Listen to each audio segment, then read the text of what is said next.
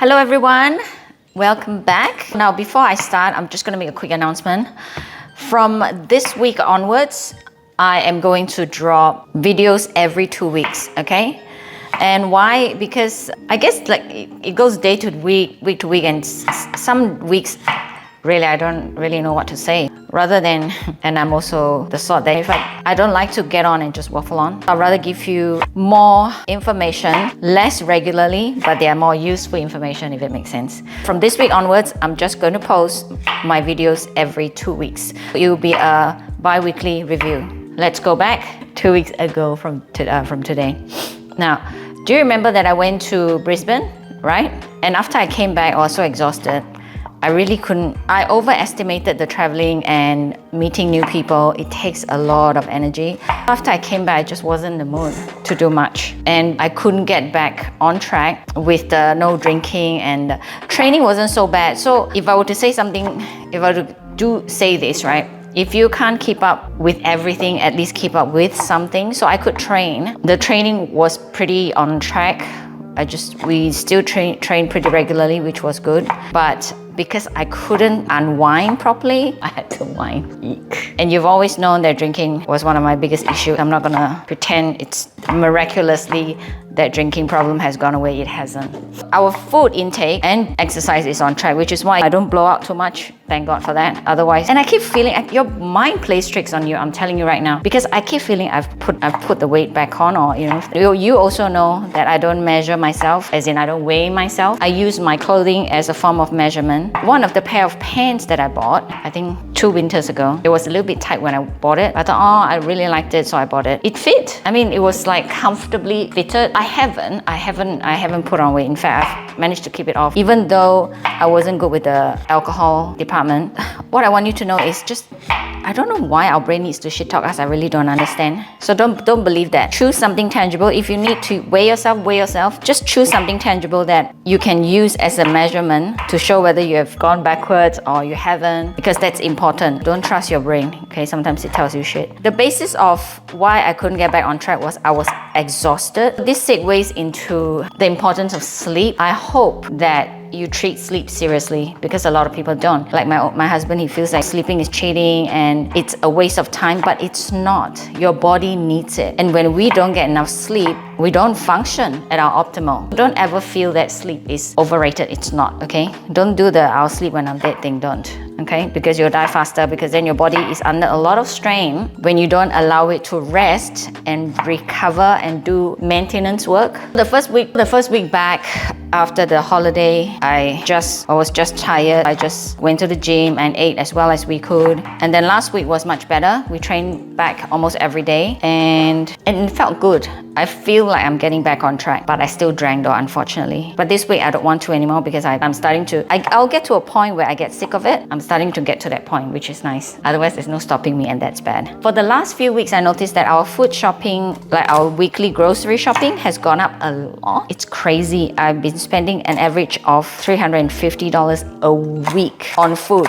Granted, I'm doing a lot more meal preps because both my boys more. That's crazy amount of money. There is also footage of the pool. Finally, the pool is finished. Thank God, it's finally finished. But there is the veranda or the alfresco area that needs to be built. That's gonna cost another ridiculous amount of money. As a result, we really need to be more mindful of how we're spending our money. And then I got Julian to help me. We did a test run for Saturday because we invited friends over after I went to, this is Aussie football. We went to a game because my husband and our very close family friends, they are like huge fans. They wanted to watch the game, and because even though I'm not into it, they're like, come, you can have drinks while we watch. I'm like, that's fine. They try to pound me with so much alcohol so that I don't get bored. We had fun, and we were meant to go out for dinner after the game. We don't need to spend that kind of money, number one. Number two is, there's no number two, we just don't need to spend that kind of money. I decided that we could go to Costco and find something that's easy to prepare. But when I come back, I know I'll be fairly inebriated when I come back, and be able to prepare it with minimal fuss. We spent $92, and we fed 6 of us because my boys were home. They came back to our place. That is amazing. And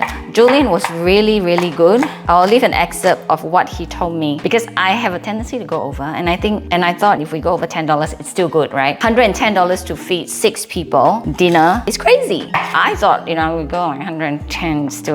His logic was, if you are not going to stick to a budget, why set a budget? And that made a lot of sense to me. I never saw it that way. And because we did it, I thought, why wouldn't I make content based on that? Yeah? Why would I not make content and show people how to eat well without overspending? Because eating healthy is not cheap, right? If you buy protein powder, and creatine doesn't cost too much, but protein powder actually costs a lot of money, good quality protein. Bodybuilding is not a cheap sport. Bodybuilding is actually a very expensive sport because of the supplementation and the amount of good food you're meant to put in your body. I told him my food shopping averages about $350 to $400 a week, not including alcohol. When we buy alcohol, we don't even count it. We just buy and then we just throw away the receipt.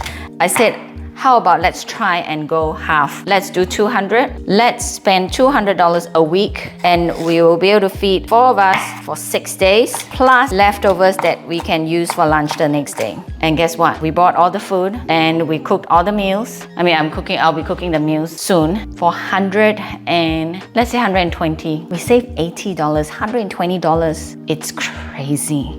The process was he just kept asking me, what is this for? What do you need it for? And then he puts it under a category for the dish. And I have no words, man. My God, he's good. And I think I needed that. I needed that accountability. Otherwise, I just buy. And we also didn't buy. Of course, it was just strictly the fresh produce we bought this week, and some yogurt and celery for juicing. Of course, there'll be weeks where we will go beyond that because we'll be needing milk. This week, we didn't have to buy milk. There are a few things like rice and all. Those things we still have at home, so we don't have to buy. But when they're on sale, I will. It'll be interesting to see how much we can save. So I'll keep a running tab to show you. The key is, for me, and always has been, is that I always buy things that are in season, which makes sense because not only are they cheap, they are also fresh. So do try and buy things that's in season. I didn't plan the menu today. I had to go out and plan the menu as I see what's cheap. Like celery, for a whole big bunch of them was $2. So a lot of the dishes will have a lot of celery in it. And broccoli is also on special in Australia at the moment. It's about $3 a kilo. I bought a lot of that too. It can go up to $8 off season, but because broccoli is such a staple in our family, we just eat a lot of it. And the cauliflower, hang on, let me show you. See, look at how fresh this is. It's $3. I actually wasn't really thinking when I bought it. Cauliflower, carrot, and broccoli is just something I always have in my fridge, and we always just use it. Julian said, where do you buy that? I said, I'll just make them into like a vegetable fry that can go with any. I meal prep for 4 days a week, and that makes things very easy. Today's Monday, we'll eat up to Thursday, and then come Friday, hubby can cook because by then I'm out. Of course, there are things in our freezer that we can use, which we will use. I think that's enough for that. We'll just use as much as we can out of the freezer, and we'll just buy fresh things when we need. That's the key. On top of me sharing with you my progress at what I've been doing, I'll also be sharing with you how we're saving money. This week we save money by buying fresh produce and being mindful of where we're spending our money. We're not just buying because we can. And also we buy snacks when they're on sale. I don't buy them because the boys want them. And they know that too. When they go into the supermarket, if they see something that they usually use or eat and it's on special, they will just buy it. It's a good way to teach our younger generation how to be more savvy with money. I'm not good with it, I admit. I have no respect for money, and that's bad. It's a good thing that both my children have. Don't know where they got it from. Definitely not me. I'm the sort that I'll spend my pay before I even get paid. Very bad. This week, really, the goal is to not drink during the week because come Friday is husband's joint birthday party with his friend. You remember the one who had a heart attack? They both have birthdays in August, so we'll be going out to a pub. This is me saying I really don't want to do it, but I know I will because I'm trigger happy. I really don't want to get drunk, but I know myself, I'm trigger happy. The meals will go up to, I really had to rethink this. Do I cook all the way up to Friday because I'll be out on Friday? I guess the boys can eat it. I'll be training Monday, Wednesday, Thursday, Friday, and going out on Friday night. We're recovering on Saturday and Sunday. In case I get messy, that's why we made it on a Friday, because these days we don't recover as good, takes days. Other than that, another thing I'm implementing is that I'll be 20% under my daily intake. Look, it's about me finding a sustainable habit of living, eating, exercising, that even after I turn 50, that will be the lifestyle I'll be sticking to. I'm planning to eat less during the week so that I can have more fun on the weekend. That is the plan. I'll eat less carb. When I say carbs, I'm talking about rice because that is my weakness. I love rice. I love a lot of rice and I don't need a lot of rice. I'll cut back on that. Instead, I'll eat more veggies, which is why I will be making a big stir fry. Dish myself lots of it. That and that's it to start, I think. That's it to start. I think that's pretty good, right? Let me know if you have any questions. Cutting this, I don't know where I'm putting this into here. Let me know if you have any questions. Do drop it in the comments. Otherwise, remember to subscribe and I'll see you in 2 weeks.